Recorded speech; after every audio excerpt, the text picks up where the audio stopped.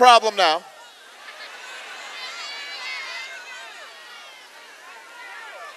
Okay, sound system. Where's my sound man?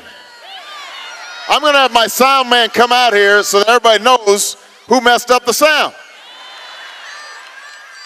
I'm teasing. That's all right. Let's see if we can kick up the volume a little bit, though. All right. Now the other thing is I can't. All right. Just yesterday, Countrywide, one of the nation's largest lenders, reached an agreement to help homeowners refinance their mortgages. Under Senator McCain's plan, lenders like Countrywide, they wouldn't have an incentive to come forward and help homeowners because they could just wait for you, the taxpayer, for the government to bail them out. Now, this is just the latest in a series of shifting positions that Senator McCain has taken on this issue and just about every issue. His first response to the housing crisis in March was that homeowners shouldn't get any help at all. Then a few weeks ago, he put out a plan that basically ignored homeowners. Now, in the course of 12 hours, he's ended up with a plan that punishes taxpayers, rewards banks, and won't solve our housing crisis. But this is the kind of erratic behavior we've been seeing out of Senator McCain. You remember the first day of this crisis, he came out and said the economy was fundamentally sound. Then 2 hours later, he said we were in a crisis. I don't think we can afford that kind of erratic and uncertain leadership in these uncertain times. We need steady leadership in the White House. We need a president we can trust in times of crisis. And that's why I'm running for president of the United States of America.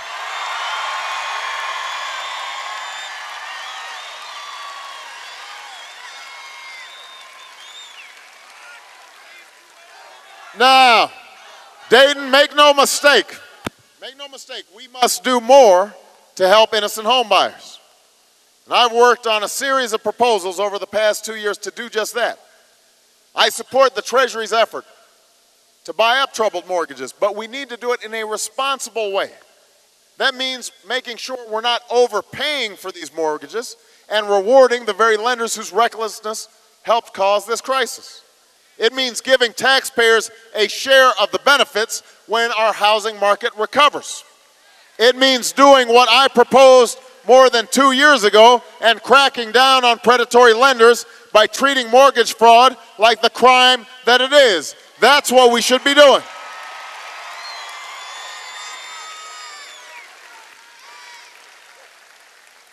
We also have to make sure that if the Treasury moves forward with its plan to put out more money into struggling banks, that the taxpayers will be able to get their money back. And the CEOs who contributed to this crisis won't get rich or more rich as a result. Those AIG executives some of you read about who went on vacation, went on a junket with taxpayer dollars, they should return to Washington with a check for the taxpayers and be fired on the spot. That's what we would do if I was president of the United States.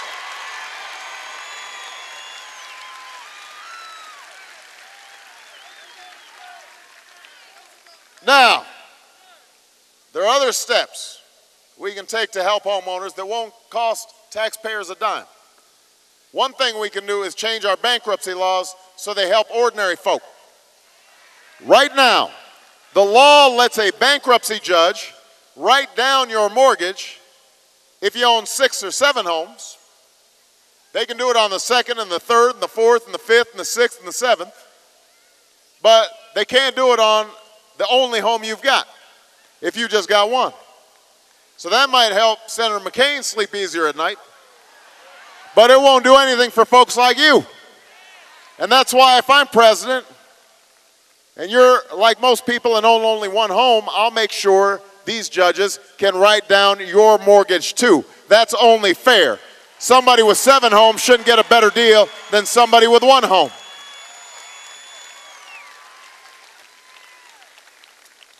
So I know these are difficult times, Dayton. They're difficult times for Dayton, they're difficult times for Ohio. They're difficult times for America. But I believe we can steer ourselves out of this crisis. Not just because I have confidence in the plans I'm proposing or the leadership that I'm offering, but because I believe in you. Because I believe in this country. Because this is the United States of America. This is a nation that has faced down war and depression, great challenges and great threats. And at each moment, we have risen to meet these challenges. Not as Democrats, not as Republicans, but as Americans. With resolve, with courage, with that fundamental belief that here in America, our destiny is not written for us, but it's written by us.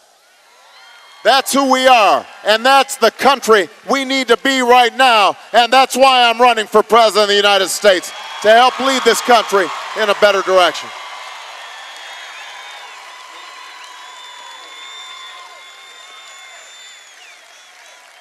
America still has the most talented, most productive workers of any country on earth. Right here in Dayton, you've got folks who work 2 or 3 jobs. Take the last bus home at night because they want something more for their children.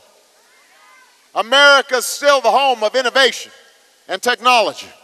Colleges and universities that are the envy of the world. Some of the best, brightest ideas in history have come from our small businesses, from our garages, from our research facilities. So let me say this, it will not be easy, but there's no reason we can't make this century another American century. Yes, we can. Of course we can. We can continue to make sure that our children's future is better than ours. But it's going to take a new direction. We're not going to be able to bring about change. We're not going to be able to take a new path, a new road, if we hire the same drivers. It's going to take new leadership in Washington. It will take a real change in the policies and politics of the last 8 years. And that's why the decision you make in 26 days is so important, Dayton. That's why this is no ordinary election. Because this is no ordinary moment for America. Even as we face the most serious economic crisis of our time, even as so many Americans are worried about keeping your job or paying your bills or staying in your home, Senator McCain's campaign announced last week that they are trying to turn the page on the discussion about our economy and spend the next final few weeks in this election attacking me instead. I don't know if you've noticed, but they don't seem to want to talk about the economy. They want to talk about me. And his campaign actually said this. I quote them. They said, if we keep talking about the economy, we're going to lose. Well, I've got news for John McCain. This isn't about losing a campaign. This is about Americans here in Dayton who are losing their jobs and losing their homes and losing their life savings. This is about young people losing hope and losing direction. That's what we should be worrying about. I can take 4 more weeks of John McCain's attacks, but America can't take 4 more years of John McCain's George Bush policies. We can't afford 4 more years of the same. We can't afford 4 more years of the economic theory that says we should give more and more to those with the most and hope that prosperity trickles down on everybody else. We can't afford 4 more years of John McCain's call for less regulation so that no one in Washington is watching anyone on Wall Street. We've seen where that's led us, and we're not going back.